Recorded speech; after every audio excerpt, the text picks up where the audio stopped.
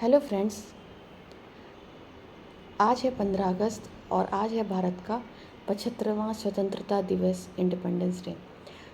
तो आज हम अपने नेशनल फ्लैग, जिसको हम तिरंगा कहते हैं, उसके बारे में कुछ फैक्ट्स के क्वेश्चंस देखेंगे। हमारा फर्स्ट क्वेश्चन है, on which of the following dates constitution assembly of India adopted the national flag. इनमें से किस तिथि को भारत की संविधान सभा ने राष्ट्रीय ध्वज को अपनाया था? यह थी हमारी 22 जुलाई 1947 को। कुछ और फैक्ट देखते हैं। भारतीय तिरंगे के डिज़ाइन के लिए मुख्य रूप से एक भारतीय स्वतंत्रता सेनानी पिंगल वेंकैया को श्रेय दिया जाता है। इन्होंने दो प्रमुख समुदायों, हिंदू और मुस्लिम के प्रतीक के दो लाल और हरे बैंड को मिलाकर झंडे का मूल डिज़ाइन का प्रस्ताव रखा था। संविधान सभा की छोटी समितियों में से एक, राष्ट्रीय ध्वज पर तदर समिति के अध्यक्ष हमारे भारत के पहले राष्ट्रपति डॉक्टर राजेंद्र प्रसाद थे। भारत के राष्ट्रीय ध्वज गहरे केसरिया को केसरी, समान अनुपात में सफ़ेद और हरा रंग तिरंगा होता है, और जो सफ़ेद वाली पट्टी होती है उसमें नेवी ब्लू कलर का एक पहले चरखा था, फिर इसको रिप्लेस कर दिया गया था अशोक के सारनाथ के जो चिन्ह से ले लिया गया था। नेक्स्ट क्वेश्चन है हमारा, फ्लैग कोड ऑफ इंडिया 2002 के भाग 1 में क्या है? इसमें है हमारा ध्वज का सामान्य विवरण, general description of the flag.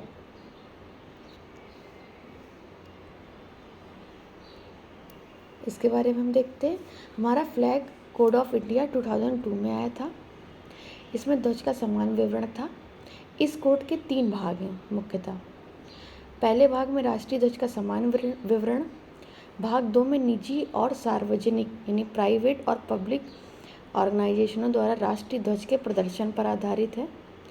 Code के तीसरे भाग में संघ और राज्य सरकारों और उनके संगठन और एजेंसियों द्वारा राष्ट्रीय ध्वज के प्रदर्शन से संबंधित है।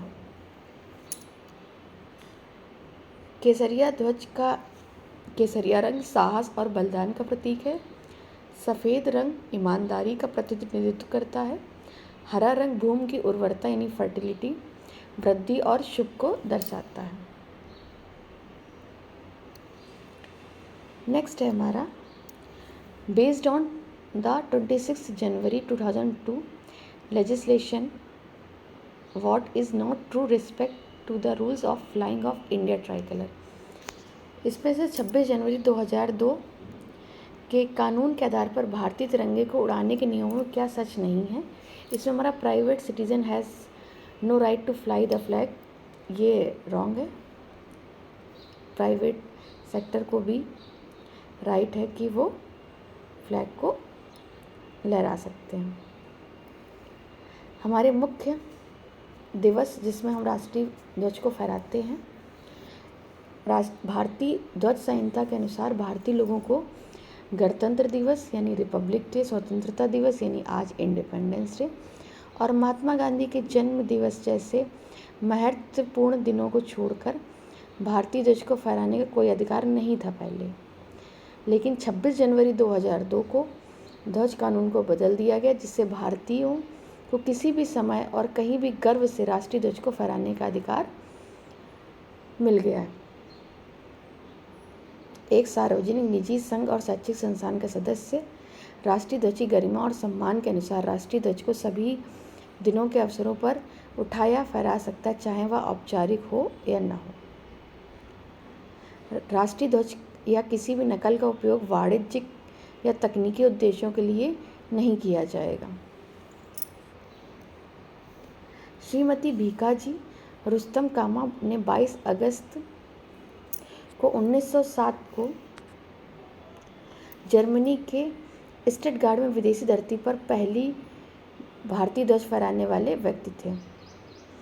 माउंट एवरेस्ट को भारतीय ध्वज पहली बार फहराया गया था 29 मई 1953 को।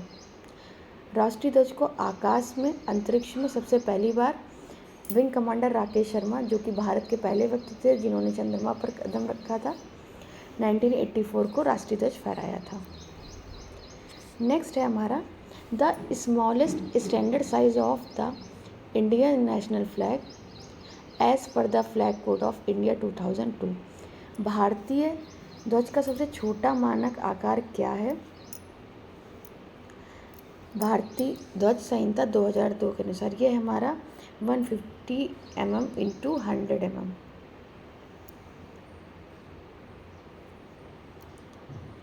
हमारा फ्लैग कोड 2002 लागू किया गया था 26 जनवरी 2002 को। The shape of national flag यानी जो हमारी तिरंगा है यह हमारा रेक्टेंगुलर शेप में होता है और इसकी लेंथ और विड्थ का जो लंबाई और चौड़ाई का जो रेशियो लिया जाता है वो 3:2 लिया जाता है। नेक्स्ट है हमारा as per flag code of India 2002 what situation be the position of the Indian flag when it display on along with the flag of other country in a straight line। Bharat के ध्वज संहिता 2002 के अनुसार जब भारतीय ध्वज को अन्य देशों के झंडों के साथ एक सीधी पंक्ति में प्रदर्शित किया जाता है तो उसकी स्थिति क्या होनी चाहिए? उसकी स्थिति एक्सट्रीम राइट यानी दाएं सिरे पर होना चाहिए। इसका कुछ और की पॉइंट्स देखते हैं। भारत के ध्वज संहिता 2002 के अनुसार जब भारतीय ध्वज को अन्य ध्वजों के झंडों के साथ फहराया जाए तो उसकी स्थिति दाईं ओर हो।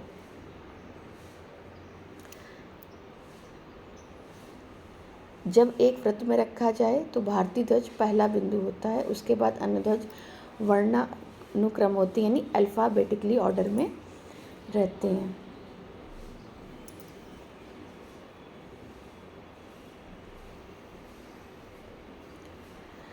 ध्वज संहिता 2002 के अनुसार अन्य सभी ध्वज लगभग समान आकार के होने चाहिए और कोई अन्य ध्वज भारतीय ध्वज से बड़ा नहीं होना चाहिए अंतर्राष्ट्रीय स्तर पर अगर हम अपने अन्य देशों के साथ अपने ध्वज को लगा रहे हैं एक स्ट्रेट लाइन में। धन्यवाद।